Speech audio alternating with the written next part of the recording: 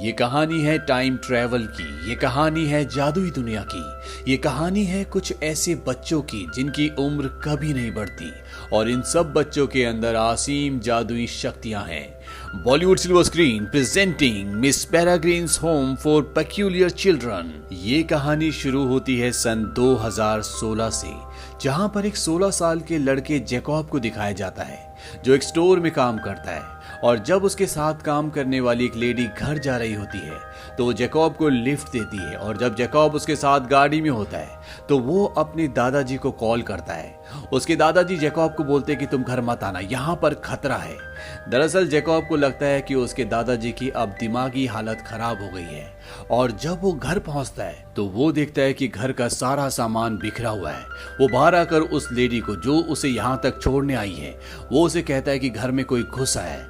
वो कहती मैं गाड़ी से बंदूक लेकर आती हूँ, और तभी जैक पीछे देखता है कि वहां पर एक रेलिंग टूटी हुई है। वो उस रेलिंग से जंगल की तरफ जाता है और वो देखता है कि वहां पर उसके दादाजी अचेत पड़े हुए हैं। वो पुलिस को कॉल करता है, वो कहता है कि हमें मदद की जरूरत है, और तभी उसके दादाजी उसका हाथ पकड़ लेते हैं और उसे कहते हैं कि तुम्हें यहाँ से जाना होगा, तुम आइलैंड पर जाओ, तुम्हें काल चक्र के अंदर जाना होगा, तुम्हें जाना होगा 3 सितंबर सन 1943 में।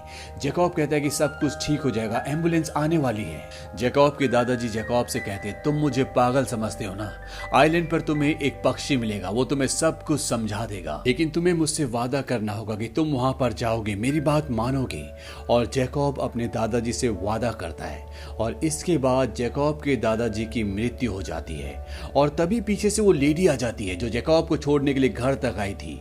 और जब जैकब पीछे देखता है तो उस लेडी जिसका नाम सेली है उसके पीछे एक बहुत बड़ा साया होता है। जैकब कहता है पीछे देखो, और वो पीछे कई गोलियां चला देती है, लेकिन वहां पर कोई भी नहीं होता। और अब यहाँ पर पुलिस भी आ जाती है, और इस केस की पूरी इन्वेस्टिगेशन के बाद पुलिस ये कहती है कि जैकब के दादाजी को जानवरों ने जंगल तक खदेड़ा और उन्होंने उन्हें मार दिया, और केस को बंद कर दिया जाता है। 1 महीना बीत जाता है और जैकब की दिमागी हालत पूरी तरह से स्टेबल नहीं होती, इसीलिए वो एक साइकाइट्रिस्ट के पास जाता है, और साइकाइट्रिस्ट को वो अपने बचपन की कहानी सुनाता है, जहां पर उसके दादाजी उसे कई कहानियां सुनाते हैं। ये कहानी एक आइलैंड की होती है जहां पर बहुत सारे बच्चे रहते हैं, और इन सब बच्चों के अंदर अलग अलग तरह की शक्तियां हैं। जैकब के दादाजी जैकब को बचपन में बताते थे कि ये एक तरह का स्कूल था जो आइलैंड पर था, और यहाँ की जो प्रिंसिपल थी उसका नाम था पेरेग्रिन्स, जो कि एक पक्षी में भी बदल सकती थी। छोटा जैकब अपने दादाजी से पूछता है कि आपको उस आइलैंड पर क्यों भेजा गया था। उसके दादाजी बोलते हैं कि पोलैंड वर्ल्ड वॉर 2 के वक्त बिल्कुल भी सुरक्षित नहीं था, क्योंकि उसके दादा एक ज्यूस थे, इसीलिए उनकी जान बचाने के लिए उन्हें उस आइलैंड पर भेजा गया था, जो कि एक जादुई आइलैंड है।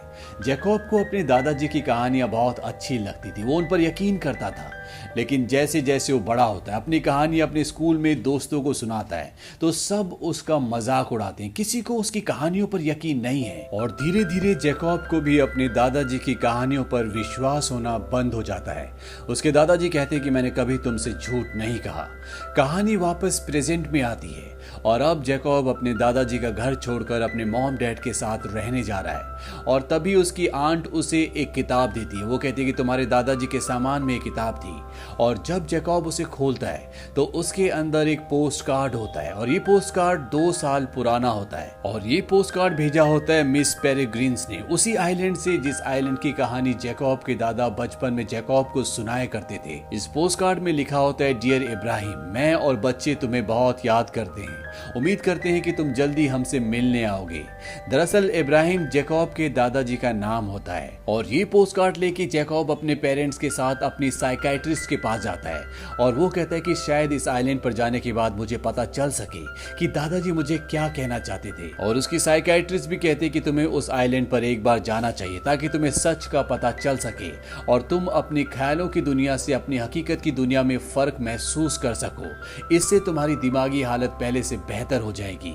और जैकब के डैड उसे उस आइलैंड पर ले जाने के लिए तैयार हो जाते हैं क्योंकि वो पक्षियों के ऊपर कोई किताब भी लिख रहे होते हैं और ऐसे ट्रिप में उन्हें अपने किताब के लिए बहुत सारा डेटा, बहुत सारा मटेरियल मिल सकता है।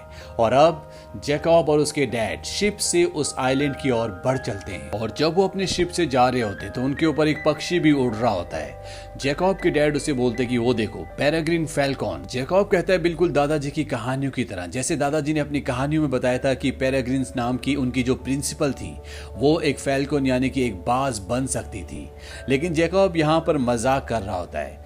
अब वो उस आइलैंड पर पहुंच जाते हैं और जैकब उस बाल ग्रह में पहुंच जाता है जिसके बारे में उसके दादाजी ने उसे बचपन से कहानियां सुनाई होती है और वो देखता है कि वो पूरी तरह से खंडर है।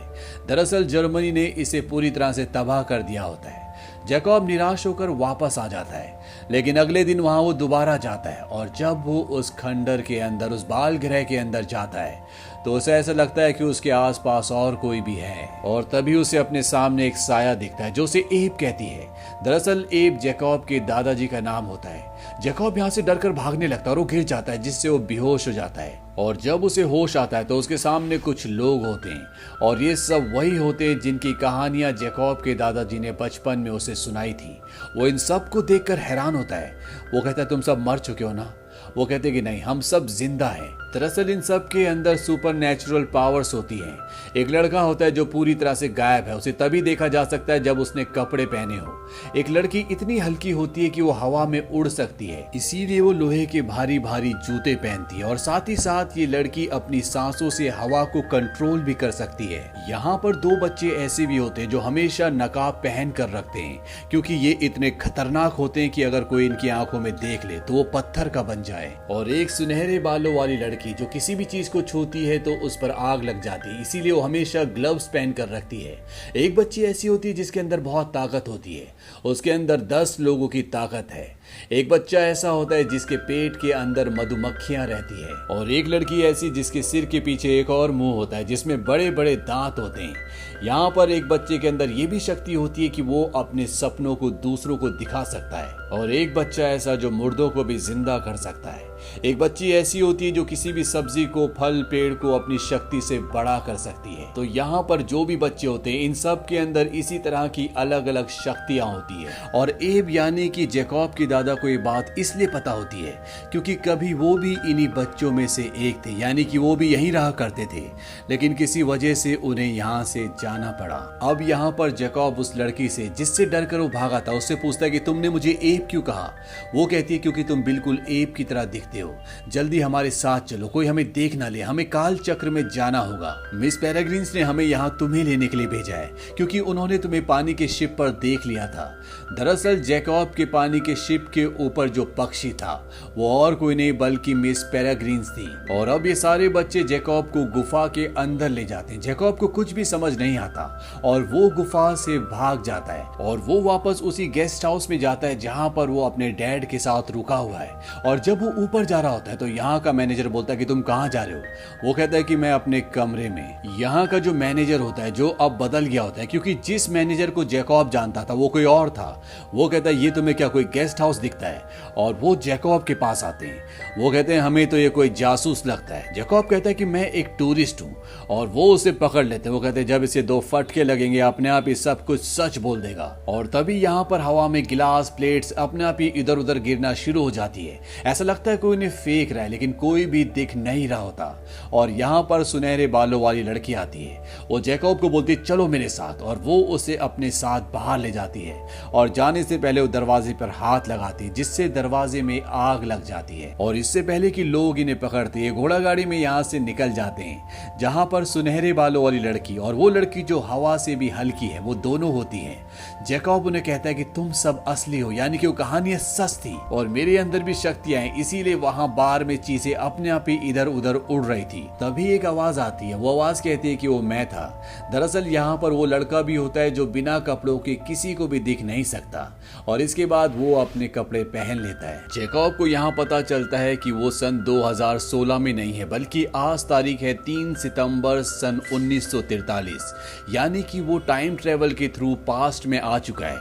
इसीलिए जिस गेस्ट हाउस में रुका था वो गेस्ट हाउस नहीं है बल्कि वो एक बार है। अब जैकब को मिस पेरेग्रीन्स के पास ले जाया जाता है, जो सब बच्चों की गार्डियन है, जो सब बच्चों का ध्यान रखती है, और वो जैकब को सब बच्चों से मिलवाती है। और यहाँ पर जो लड़की होती एमा, जो हवा से भी हल्की है, वो कभी जैकब के दादा इब्राहिम यानी कि एब से प्यार किया करती थी, लेकिन इसके बाद किसी वजह से वो यहाँ से चले गए और धीरे धीरे उन्होंने एमा के खतों का जवाब देना भी बंद कर दिया, क्योंकि उनकी शादी हो चुकी थी और एमा का इससे दिल टूट चुका था। पर एमा का नेचर बहुत अच्छा होता है, इसीलिए वो जैकब से बहुत अच्छे से बात करती है। यहाँ पर एक लड़का होता है जो मुर्दों को जिंदा कर सकता है, जिसका नाम एनोच है। वो जैकब को बिल्कुल भी पसंद नहीं करता और इसकी वजह ये होती है कि उसके दादाजी इस जगह को छोड़कर चले गए थे, इसीलिए वो नहीं चाहता कि जैकब यहाँ पर रहे। ये सब एक साथ मिलकर डिनर करते हैं और डिनर के बाद जब जैकब यहाँ से अपनी दुनिया में वापस जा रहा होता है, तभी एक बच्चा बोलता है, क्यों ना तुम भी उस चीज को देख कर जाओ कि कैसे हम एक दिन को दोबारा से शुरू करते हैं। ये सब के सब एक जगह जाकर खड़े हो जाते हैं और अपने चेहरे पर एक मास्क पहन लेते हैं और तभी आसमान में दिखाया जाता है कि बहुत सारे प्लेन्स एक जगह से दूसरी जगह जा रहे होते हैं और तभी एक प्लेन इनकी जगह पर, जहां पर ये सब रहते हैं, वहां पर एक बॉम्ब गिराता है, क्योंकि ये वर्ल्ड वॉर 2 है और ये होना बहुत आम बात है। लेकिन इससे पहले कि वो बॉम्ब इनके घर के ऊपर गिरता, पेरेग्रीन्स के पास जो घड़ी होती है वो उस घड़ी से समय को रोक लेती है और समय को रिवर्स करती है, जिससे एक बार फिर से दिन शुरू हो जाता है। दरअसल इन्होंने यहाँ पर एक टाइम लूप बनाया है और ये टाइम लूप होता है 3 सितंबर सन 1943 का, यानी कि ये दिन ये बार बार जीते हैं। इसी वजह से इनकी उम्र कभी भी नहीं बढ़ती। लेकिन इस वक्त के साथ एक असली दुनिया का वक्त भी है जहाँ से जैकब आया है, यानी कि यहाँ पर 2 पैरेलल लाइंस एक साथ चलती है। एक वो लाइन जिससे जैकब आया और एक ये लाइन जिसमें ये एक ही दिन को बार बार जी सकते हैं। और ये टाइम लाइन 3 सितंबर सन 1943 से आज तक चली आ रही है। इसीलिए इस टाइमलाइन के अंदर जो भी है वो उसी उम्र में है जिस उम्र में वो सन 1943 में थे। और मिस पेरेग्रीन्स एक इम्ब्रिन है और इम्ब्रिन्स के अंदर ये शक्ति होती है कि वो पक्षी का रूप धारण कर सकते हैं और साथ ही साथ वो एक ही दिन को दोबारा शुरू कर सकते हैं और उन्हीं की वजह से ये सारे बच्चे एक ही दिन को सन 1943 से आज तक बार बार जी रहे होते हैं। अब जैकब वापस अपने टाइम में आ जाता है, यानी कि सन 2016 में अपनी दुनिया में आ जाता है और अपनी दुनिया में आने के लिए उसे गुफा से होकर आना होगा और इसी तरह से अगर वो 1943 में जाना चाहता है तो उसी गुफा से उसे गुजरना होगा, यानी कि ये एक तरह का रास्ता है। अपनी दुनिया में आने के बाद जैकब एक लेटर को पढ़ता है, जो लेटर वो पेरेग्रीन्स के वहां से चुपके से ले आया होता है, क्योंकि ये लेटर पेरेग्रीन्स को उसके दादा ने लिखा था और वो इस लेटर को पढ़ना शुरू करता है और उस लेटर में लिखा रहता है कि मुझे पता चला है कि मिस्टर बैरोन के कुछ लोग इंग्लैंड में देखे गए हैं, जहां पर मिस एवोसेट का टाइम लूप है। यानी कि जिस तरह से टाइम लूप यहाँ पर है, इसी तरह से एक और टाइम लूप इंग्लैंड में है। और जैकब के दादा ने ये लिखा होता है कि आप उन्हें आगाह कर दें और उन्हें ये भी कहें कि एक नया काल चक्र बना लें जो कि सुरक्षित हो, यानी कि एक नया टाइम लूप बना लें। और अगले दिन जैकब इस लेटर को लेकर वापस उसी टाइम लूप में जाता है, यानी कि सन 1943 में, और वो मिस पेरेग्रीन्स को बताता है कि अगर मेरे दादाजी का खतरनाक लोगों से कोई वास्ता था तो मुझे ये बात पुलिस को बतानी पड़ेगी, क्योंकि उनकी हत्या हुई है। ये बात पेरेग्रीन्स को नहीं पता होती, लेकिन फिलहाल मिस पेरेग्रीन्स उसे कुछ भी नहीं बताती। और इसके बाद वो एमा के पास जाता है और एमा उसे एक जगह ले जाती है जहां पर मिस पेरेग्रीन्स एक बहुत बड़े जानवर को, यानी कि मॉन्स्टर को मारने के लिए तैयार होती है, क्योंकि ये दिन बार बार शुरू होता है और उन्हें पता होता है कि वो इस वक्त इस जगह पर आएगा और वो उस मॉन्स्टर को मार गिराती है। और ये सब कुछ जैकब देख रहा होता है और एमा उसे कहती है, तुम उस मॉन्स्टर को देख सकते हो ना? जैकब कहता है कि हाँ। एमा उसे बताती है कि तुम्हारे अलावा उसे कोई भी नहीं देख सकता और यही शक्ति तुम्हारे दादाजी के अंदर भी थी। जैकब कहता है कि मेरे अंदर कोई शक्ति नहीं, मैं तो एक आम इंसान हूँ। एमा उसे कहती है कि अगर तुम एक आम इंसान होते तो तुम कभी भी इस टाइम लूप के अंदर आ ही नहीं पाते, क्योंकि इसके अंदर कोई भी आम इंसान नहीं आ सकता। इसके बाद जैकब मिस पेरेग्रीन्स के पास जाता है और वो अब पूरा सच जानना चाहता है। मिस पेरेग्रिन्स बताते हैं कि तुम्हारे जन्म के साथ ही मुझे पता था कि तुम्हारे अंदर शक्तियां हैं, और तुम्हारे दादाजी को भी ये पता था, लेकिन वो तुम्हें तुम्हारे 18वें जन्मदिन पर ये सब कुछ बताने वाले थे, क्योंकि वो चाहते थे कि तुम्हारा बचपन आम बच्चों की तरह गुजरे, जो कि तुम्हारा गुजरा भी। मिस पेरेग्रिन्स जैकब को एक किताब दिखाती है। वो कहती है कि ये हमारा इतिहास है। बहुत साल पहले हम में से कुछ ऐसे लोग थे जो टाइम लूप में रहते रहते थक गए थे, और उनका ये मानना था कि इम्ब्रीन की शक्तियों से वो टाइम लूप के बाहर भी अमर रह सकते हैं, यानी कि बिना टाइम लूप के भी उनकी उम्र नहीं बढ़ेगी। और इन्हीं में एक आदमी होता है मिस्टर बैरन।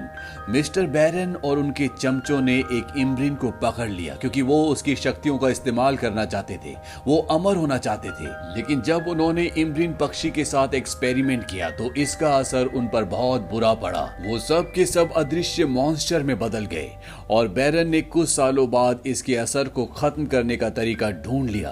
उसे पता चला कि जिन बच्चों के अंदर शक्तियां होती है, अगर वो उन बच्चों की आंखें खा ले तो वो दोबारा से इंसानियत प्राप्त कर सकता है, यानी कि वो दोबारा से इंसान बन जाएगा। इसीलिए बैरन ने अपने लोगों के साथ कई टाइम लूप्स पर हमला किया, जहां पर वो बच्चे रहते थे जिनके अंदर शक्तियां थी। उसने उनकी आंखें खाई, और इसके बाद वो एक बार फिर से इंसान बन गया। लेकिन बैरन अब भी टाइम लूप्स पर हमला करता है, क्योंकि वो अपने दोस्तों की मदद करना चाहता है। अब जिस तरह से मिस पेरेग्रिन्स एक इम्ब्रिन है, इसी तरह से दुनिया में बहुत सारे इम्ब्रिन्स हैं जिनके अपने अपने टाइम लूप्स हैं, और उनके साथ कई बच्चे रहते हैं। एक इम्ब्रिन यहाँ पर भाग के आई होती, जिसका नाम होता है एवोसिड, और एवोसिड मिस पेरेग्रिन्स को बताती है कि उन हॉलोज ने, उन अदृश्य दैत्यों ने जो बच्चों की आंखें खाते हैं, मेरे टाइम लूप को ढूंढ लिया। वो बहुत सारे थे, मैं उनका सामना नहीं कर पाई, इसीलिए मुझे अपनी जान बचाकर यहाँ पर आना पड़ा। मिस पेरेग्रिन्स कहती है कि तुम चिंता मत करो, तुम यहाँ पे सुरक्षित हो। वो कहती है कि कोई भी सुरक्षित नहीं है, उन्होंने मेरे टाइम लूप पर मशीन लगा दी है, और वो यहाँ पर कभी भी पहुंच सकते हैं, और वो उस एक्सपेरिमेंट को दोबारा करना चाहते हैं जो पिछली बार नाकामयाब हो गया था, जिसमें वो लोग हॉलोज यानी कि अदृश्य दैत्य बन गए थे। और इस बार एक्सपेरिमेंट में वो और भी ज्यादा इम्ब्रिन्स का इस्तेमाल करना चाहते हैं। और अब मिस पेरेग्रिन्स बोलती है कि हमें ये जगह छोड़नी होगी, और यहाँ से सब जाने की तैयारी करते हैं। लेकिन जैकब इनके साथ नहीं जाता, वो वापस अपने टाइम में चला जाता है। और जब वो अपने टाइम में जाता है तो वो देखता है कि वहां पर एक आदमी को ठीक उसी तरह से मारा होता है जिस तरह से उसके दादाजी को मारा था। और वो ये समझ जाता है कि वो हॉलोज यानी कि अदृश्य दैत्य यहाँ पर आ चुके हैं, और वो ये बताने के लिए मिस पेरेग्रिन्स के पास जाता है। लेकिन उसके पीछे पीछे एक आदमी आ जाता है जो आज ही इस शहर में आया होता है। और जब जैकब देखता है कि वो भी गुफा के अंदर आ गया तो वो समझ जाता है कि ये कोई आम इंसान नहीं है। वो उसे पूछता है, क्या तुम भी एक पेक्यूलियर यानी कि एक अजूबा हो? वो कहता है कि हाँ, मैं कब से तुम्हारा पीछा कर रहा हूँ। और तभी उसका रूप बदल जाता है। दरअसल जैकब की साइकाइट्रिस्ट जो होती है वो यही इंसान होता है, और ये और कोई नहीं बल्कि बैरन होता है। और बैरन जैकब को बंदी बनाकर मिस पेरेग्रिन्स के पास ले जाता है, और वो उन्हें कहता है कि तुम्हें अपने आप को मेरे हवाले करना होगा, नहीं तो मैं जैकब को मार दूंगा। और अब मिस पेरेग्रिन्स मजबूर है, क्योंकि अदृश्य दैत्य को यानी कि हॉलोज को सिर्फ और सिर्फ जैकब देख सकता है, इसीलिए उसकी जान बहुत कीमती है। और वो अपने आप को बैरन के हवाले करने से पहले जैकब को कहती है, सारे बच्चों की जिम्मेदारी तुम्हारे पास है। और इसके बाद वो पंछी बन के पिंजरे में कैद हो जाती है। अब यहाँ पर जो दूसरी इम्ग्रिन्स होती है वो सारे बच्चों को एक कमरे में ले जाती है, लेकिन उसे भी हॉलो यानी कि वो दैत्य जो दिखता नहीं है वो अपने कब्जे में ले लेता है, यानी कि उसे भी पकड़ लिया गया है। लेकिन यहाँ पर जितने भी बच्चे होते हैं वो घर से बाहर निकलने में कामयाब हो जाते हैं, और तब ये दिखाया जाता है कि वो पल आता है जब सेकेंड वर्ल्ड वॉर में ऊपर से नीचे बम फेंका जा रहा है। और इस बार इन्होंने टाइम को दोबारा से सेट नहीं किया, इसीलिए वो बॉम्ब इनके घर पर गिर जाता है, जिससे वो अदृश्य दैत्य मर जाता है। और अब इन बच्चों का घर तबाह हो चुका है, और ये किसी भी कीमत पर मिस पेरेग्रिन्स को छुड़ाना चाहते हैं, समंदर के किनारे जाते हैं। लेकिन तब तक वो सब के सब वहां से निकल चुके हैं। लेकिन इन बच्चों को पता होता है कि वो कहाँ गए, इसीलिए पानी में डूबा हुआ एक शिप जिसके अंदर बहुत सारे मुर्दे यानी कि कंकाल भी होते हैं एमा अपनी शक्ति से उसे ऊपर ले आती है और ये सब के सब उस शिप पर बैठकर ये उस जगह तक पहुंच जाते हैं जिस जगह का नाम ब्लैक पूल है, जहां पर मिस पेरेग्रीन्स को और बाकी इम्ब्रिन्स को इन लोगों ने बंदी बनाकर रखा है। सबसे पहले एमा उस जगह पहुंचती है जहां पर एक्सपेरिमेंट करने वाले होते हैं और वो बैरन को और उसके लोगों को धमकी देती है कि मिस पेरेग्रीन्स को और बाकी जितने भी इम्ब्रिन्स पक्षी तुम्हारे पास हैं उन सब को छोड़ दो, नहीं तो तुम्हारे लिए अच्छा नहीं होगा। हम पहले तुम्हारे एक अदृश्य दैत्य को यानी कि हॉलो को मार चुके हैं। बैरन को इस बात पर गुस्सा आता है। वो अपने 4 अदृश्य दैत्यों को और अपने साथी को उनके पीछे भेजता है। हालांकि उन अदृश्य दैत्यों को कोई भी नहीं देख सकता, लेकिन उन्हें जैकब देख सकता है और जैकब की मदद से और यहाँ पर वो लड़का जो मुर्दों को जिंदा कर सकता है, शिप में जितने भी कंकाल होते हैं उन सब को जिंदा कर देता है और वो सारे के सारे कंकाल उन अदृश्य दैत्यों को मार देते हैं, क्योंकि यहाँ पर जितने बच्चे होते हैं उन सब ने उन अदृश्य दैत्यों के ऊपर बर्फ फेंकी होती है, जिसकी वजह से सब उन्हें अब देख सकते हैं। इन सब का खात्मा करने के बाद ये सारे बच्चे उस जगह पहुंच जाते हैं जहां पर मिस पेरेग्रीन्स और बाकी के इम्ब्रिन्स हैं। वहां पहुंचकर ये बच्चे अपनी शक्तियों से बैरन के सभी साथियों का खात्मा कर देते हैं और जैकब उस जगह पहुंच जाता है जहां पर सारे इम्ब्रिन्स हैं और वो उन्हें छुड़ाने की कोशिश करता है, लेकिन तब तक वहां पर बैरन भी आ जाता है और इससे पहले कि वो जैकब तक पहुंचता, जैकब यहाँ पर सारे इम्ब्रिन्स को आजाद कर देता है और मिस पेरेग्रीन्स जो होती है वो यहाँ से निकलने से पहले बैरन के ऊपर हमला करके निकलती है और अब यहाँ पर बाकी सारे बच्चे भी पहुंच जाते हैं। लेकिन जब वो यहाँ पर पहुंचते हैं वो देखते हैं कि यहाँ पर जैकब के 2 रूप हैं। दरअसल बैरन ने भी जैकब का रूप धारण कर लिया होता है और अब यहाँ पर किसी भी बच्चे को समझ नहीं आता कि इसमें असली जैकब कौन है और तभी पीछे से ये दिखाया जाता है कि एक हॉलो यानी कि अदृश्य दैत्य इन्हीं की तरफ आ रहा होता है, जिसे जैकब देख लेता है, लेकिन बैरन के अंदर ये शक्ति नहीं होती। जैकब कहता है कि अभी पता चल जाएगा कि असली कौन है और नकली कौन है और वो हॉलो जैकब को यानी कि बैरन को उठा लेता है, क्योंकि उसने जैकब का रूप धारण किया होता है और इससे पहले कि वो उसे कुछ बता पाता वो बैरन की आंखें निकाल लेता है, जिससे उसकी मौत हो जाती है और तभी जैकब उस अदृश्य दैत्य को भी मार देता है। इसके बाद सब बच्चे यहाँ से निकल जाते हैं और अब इन्हें टाइम पर अपने वक्त पर पहुंचना पड़ेगा, नहीं तो इन सब की उम्र बढ़ जाएगी और ये सब के सब मर जाएंगे।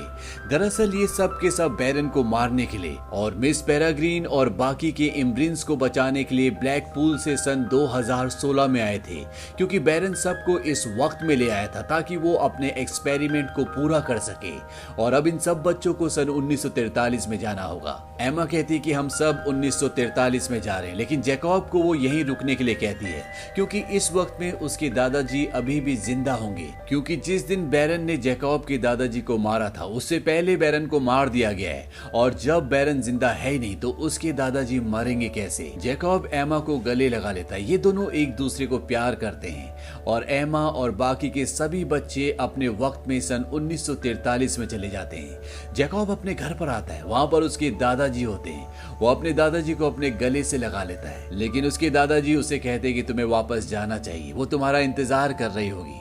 वो उसे बहुत सारे पैसे देते हैं और जैकब को अब पता है कि कौन सा लूप किस वक्त में खुलता है, क्योंकि उसके दादाजी का जो नक्शा होता है उसमें पूरे दुनिया में जितने भी लूप्स हैं उन सब लूप्स के बारे में लिखा होता है और जैकब कई लूप्स ट्रेवल करके सन 1942 में पहुंच जाता है, जहां पर उसे नेवी में भी भर्ती होना पड़ता है और 1942 से वो उस दिन में पहुंच जाता है जब एमा और बाकी के सभी बच्चे शिप से वापस जा रहे थे और जैकब भागता हुआ एमा के पास पहुंच जाता है।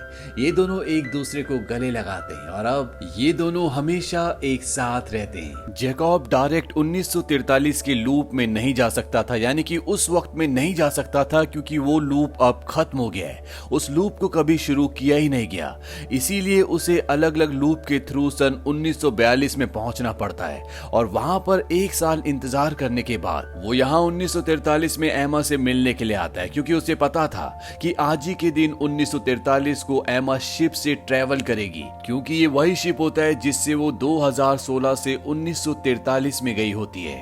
ये कहानी एक नॉवेल पर आधारित है और इस नॉवेल का नाम भी था Miss Peregrine's Home for Peculiar children.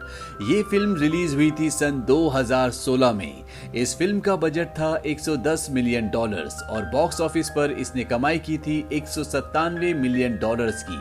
IMDb पर इसकी रेटिंग है 6.7। उम्मीद करते हैं कि ये कहानी आपको पसंद आई होगी।